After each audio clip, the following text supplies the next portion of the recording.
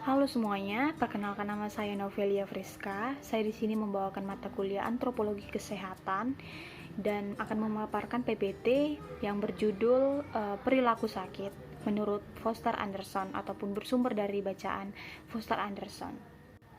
Menurut Foster Anderson, untuk menganalisis perilaku sakit, kita harus melihat dari peranan sakit dan juga peranan pasien. Sebagai contoh, Rani mengalami sakit di bagian lehernya saat bangun tidur.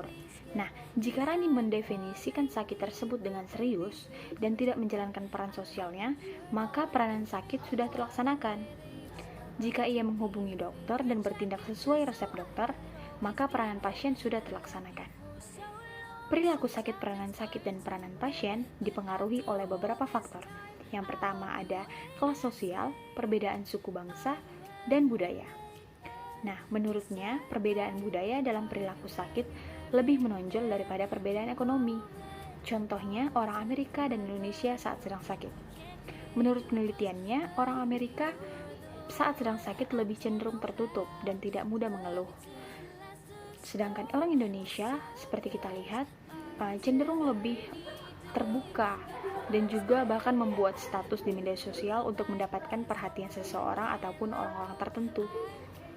Namun di sebagian lagi, mereka mendengarkan perintah orang tua ataupun mitos-mitos yang memang betul-betul ada khasiatnya, seperti ketika orang sakit di bagian lehernya bangun tidur, ia akan mengepas bantalnya dan juga menjemurnya di atas loteng.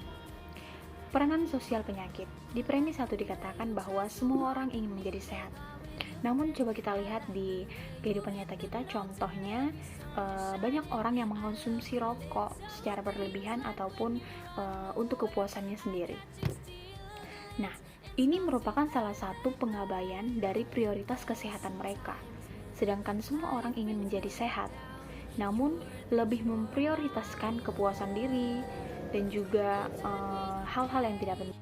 Namun di sebagian orang menyambut baik sebuah penyakit yang datang dalam dirinya. Sebagai contoh, kita dulu waktu SD senang sekali ya kalau lagi sakit gitu, biar lebih santai di rumah, bisa dimanja sama orang tua dan juga bisa nonton kartun sepanjang hari begitu kan. Namun contoh ini ataupun fakta sosial ini sah secara sosial karena ini dianggap sebagai masa istirahat dalam kehidupan normal yang rutin. Penyakit dapat memenuhi peranan sosial. Di sini ada 6 contoh yang membuktikan hal tersebut. Yang pertama, penyakit merupakan pelepasan dari tekanan yang tak tertahankan.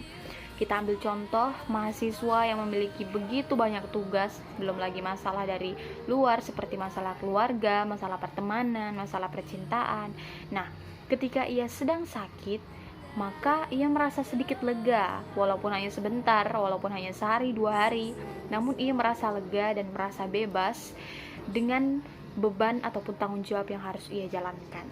Penyakit dapat memenuhi peranan sosial. Di sini ada 6 contoh yang membuktikan hal tersebut. Yang pertama adalah penyakit merupakan pelepasan dari tekanan yang tak tertahankan. Sebagai contoh, mahasiswa yang memiliki banyak sekali tugas, belum lagi masalah dari luar, masalah keluarga, masalah pertemanan, percintaan, dan sebagainya. Ketika ia sedang sakit, ia akan merasa sedikit lega ataupun kebebasan dari beban tersebut ataupun tanggung jawab yang harus ia jalankan.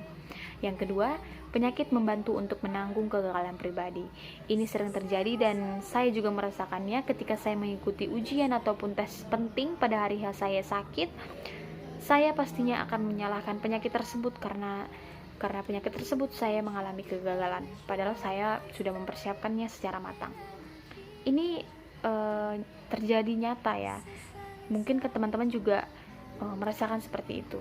Yang ketiga, ada sakit dapat digunakan untuk memperoleh perhatian. Tentu ketika seorang sakit lalu mengupdate status ataupun menelpon seseorang, ia akan mendapatkan perhatian khusus dari seseorang tersebut ataupun orang-orang banyak. Nah, lalu ada masuk rumah sakit sebagai liburan. Ya, di sebagian orang berlaku seperti ini. Ia merasakan lingkungan baru, pertemanan baru, suasana baru, dan juga perawatan dari keluarganya dan dari dokter yang spesial ataupun istimewa. Lalu ada penyakit dapat digunakan sebagai kontrol sosial. Yang keenam, penyakit dapat dijadikan alat penghapus perasaan berdosa. Nah, yang kelima dan keenam ini bisa saya bercontoh Misalnya seorang anak sedang sakit parah ataupun sakit akut. Nah, ini akan mengakibatkan keluarganya memberikan perhatian penuh. Misalnya si yang sakit tadi meminta kalau ia ingin dibelikan HP baru. Nah, pastinya keluarga akan memprioritaskan kesembuhannya dan memenuhi keinginannya dan membelikan HP tersebut. Di sini sudah terjadi kontrol sosial yang mengendalikan keluarganya untuk memenuhi keinginan anak tadi. Model Parson tentang sakit. Menurut Talcott Parson, penyakit adalah suatu bentuk tingkah laku menyimpang dan memberi jalan untuk kebebasan dari tuntutan, stres, dan kehidupan sehari-hari. Pasien memiliki dua hak pokok. Yang pertama, pembebasan dari tanggung jawab peranan sosialnya. Yang kedua, perawatan hingga sembuh. Lalu pasien memiliki dua kewajiban pokok. Yang pertama, mengakui peranan sakit tidaklah menyenangkan dan harus merasa memiliki kewajiban untuk sembuh secepat mungkin. Yang kedua, mencari bantuan dokter sebagai usaha penyembuhan.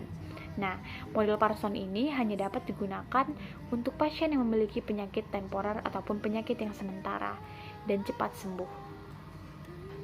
Lalu di sini ada tahapan sakit menurut Sukman.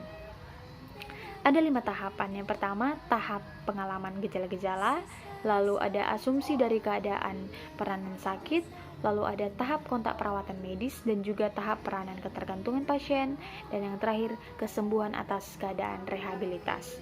Nah, model ini ataupun tahapan ini dapat digunakan untuk penyakit kronis ataupun penyakit yang akut. Sekian dari saya, terima kasih.